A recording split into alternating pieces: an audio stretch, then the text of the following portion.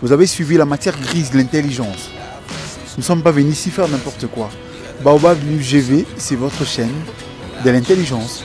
C'est la chaîne qui vous informe de toutes les actualités du monde.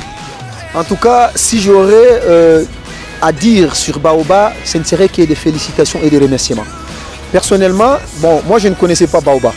C'est l'un de mes secrétaires, l'un de mes collaborateurs qui est entré en contact avec Baobab par rapport à sa qualité de faire les choses, par rapport au savoir et savoir-faire du Baobab. Raison pour laquelle mon secrétaire était entré en contact avec Baobab. Aujourd'hui, je suis sur Baobab.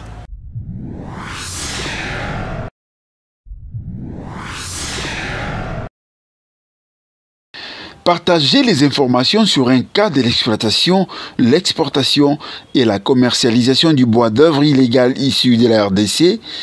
Présentez les actions du travail d'observation indépendante réalisé par les structures partenaires des terrains. Présentez l'étude des cas sur coquilles baphobes. Et enfin, formulez les recommandations pour mettre fin à ces commerces illégaux. Ce sont là les objectifs de l'atelier d'échange sur l'exploitation, l'exportation et commerce illégal du bois d'œuvre issu de la République démocratique du Congo, le cas des provinces de l'Équateur et de la Mongala. C'est une préoccupation majeure de l'ONG Action pour la promotion et protection des peuples et espèces menacés, APEM en sigle, en collaboration avec ses partenaires dans l'observation indépendante des forêts.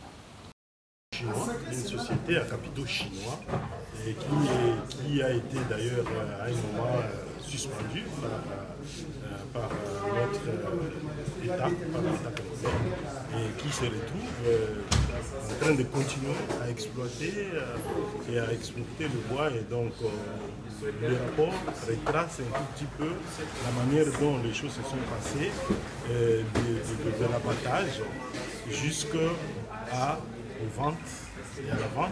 Et ça, c'est au niveau de la Chine où une grande quantité de bois qui arrive même à plus de 5 millions de dollars qui a été vendu.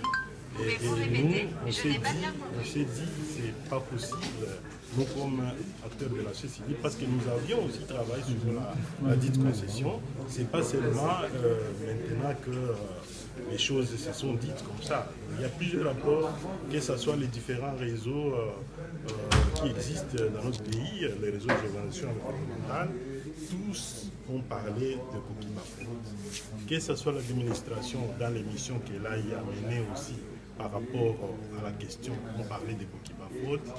Et ce qui nous a surpris, nous, comme société civile, c'est le fait de se retrouver dans une situation où on est suspendu, et puis on continue les activités comme si rien n'était, et puis on continue à vendre.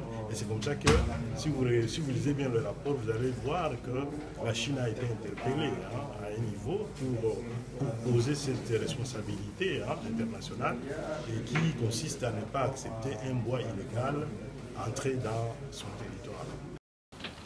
Cette journée d'échange a été appuyée par les organisations de la société civile, les administrations forestières et douanières, les missions et coopérations internationales, les organisations internationales et le secteur privé. Merci.